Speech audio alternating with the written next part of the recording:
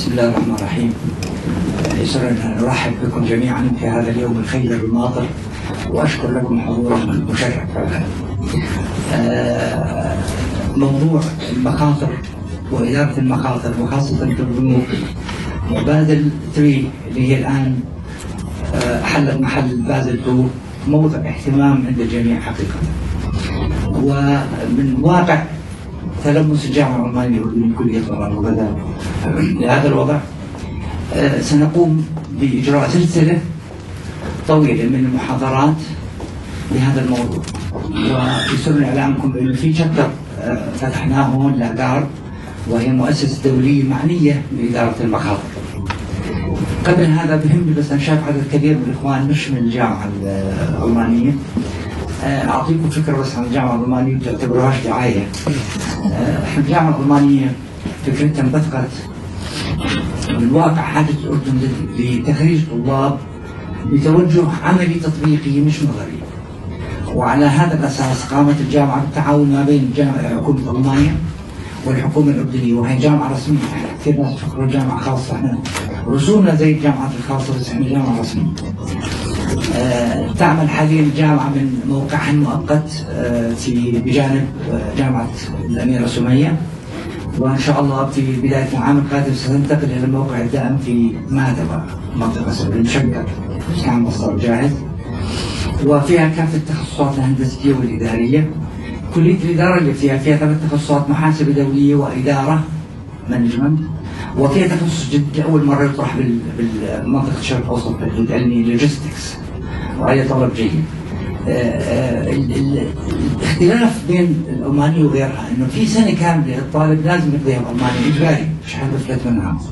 ومؤخرا وقعنا اتفاقيات مع دول أخرى زي النمسا، والجزء الألماني من سويسرا. تعرفين سويسرا بيحكوا 3 لغات، احنا طلابنا بيتقنوا باللغة الألمانية بالإضافة للإنجليزي. التدريس بالإنجليزي مش بالألماني، لكن كل طالب لازم يتقن اللغة الألمانية. فبروح الطالب لهناك 6 شهور تدريب و6 شهور دراسة وبرجع بعد سنة. فكثير من الأهالي اللي شفتهم وجدوا إنه هذا كومبينيشن ممتاز لأولادهم وكأنهم درسوا برا.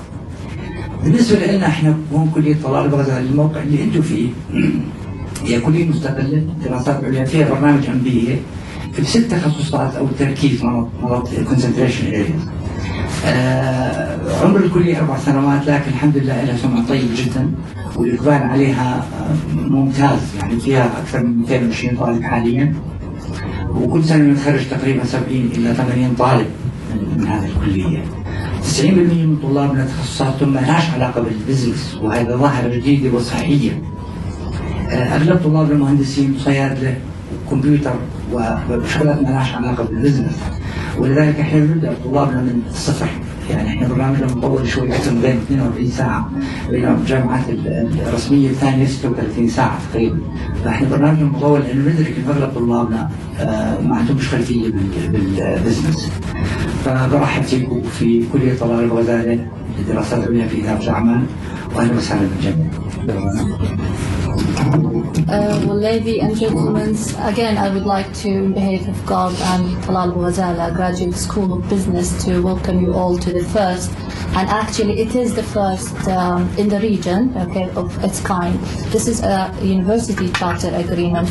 I'm director of the GARB Global Association of Risk Professionals, and as well as professor in Talal Abu-Ghazaleh. Well, actually what we're doing here is to increase the awareness of risk management.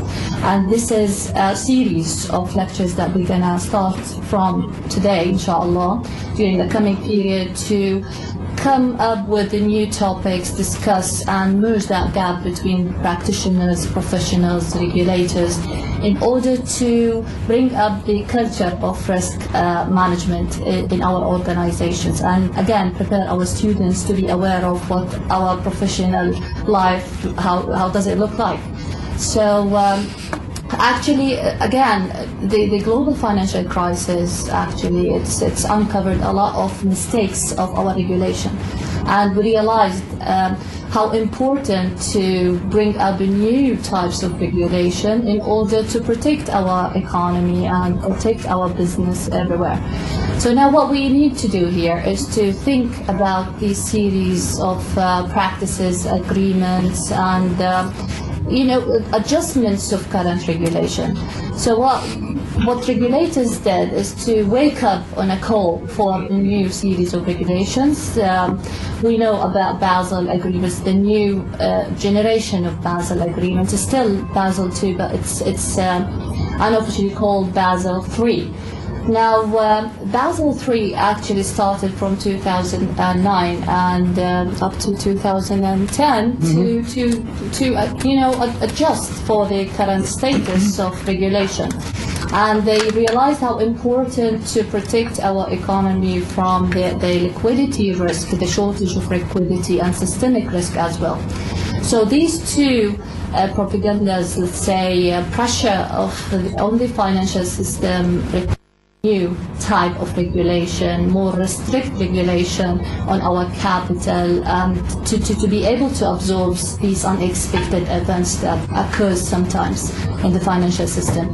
So now Mr. Arafat AlFayoumi is professional enough, is from the Central Bank of Jordan, to talk about this issue, and he's going here to clear up these waves of regulation to really tell us whether our market, which is, we all know that we realize that we don't have that complex business of lending, but still our markets, is it going to be affected from Basel III? What kind of effect we're going to have? What we have to be aware of. So, Mr. Arafat, the stage is yours. Would you like to use the stand? Again, I would like to note that we will have a session of questions and answers, Q&A, and you can leave your question till the end of the presentation. Don't shy to ask anything you think is relevant to Basel III. And we'll start with Mr. Arafat now. Yep.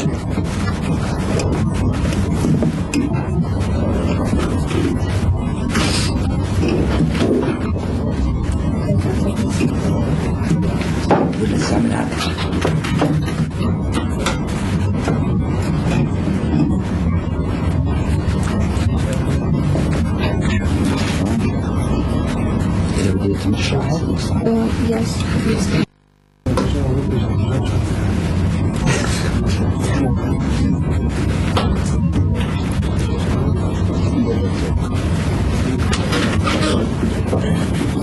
مساء الخير جميعا. My name is Arafat AlFayoumi. I was working with the Central Bank, and right now I'm with the IMF at the Central Bank of Libya as a consultant in banking regulation. بعرفش بتحبوا عربي انجليزي mixture should be English. All right.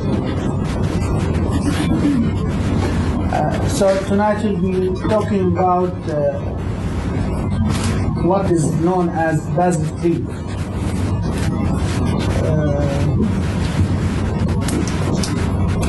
We'll start with a quick overview of the new regulation, and then we'll talk about Basel III and the financial system, and we'll have the third part talking about Basel III and the monetary policy.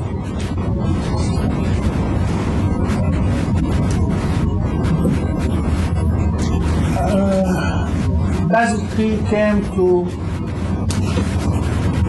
mend some mistakes or some phenomena caused by the financial crisis. Actually, some guys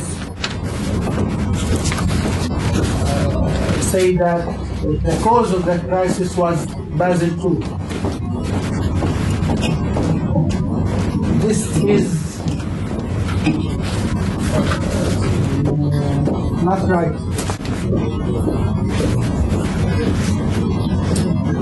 Basel II was finalized in 2004. The first implementation was in 2006, I think. And the financial crisis erupted in 2008. Not all the countries even have implemented or adopted Basel II.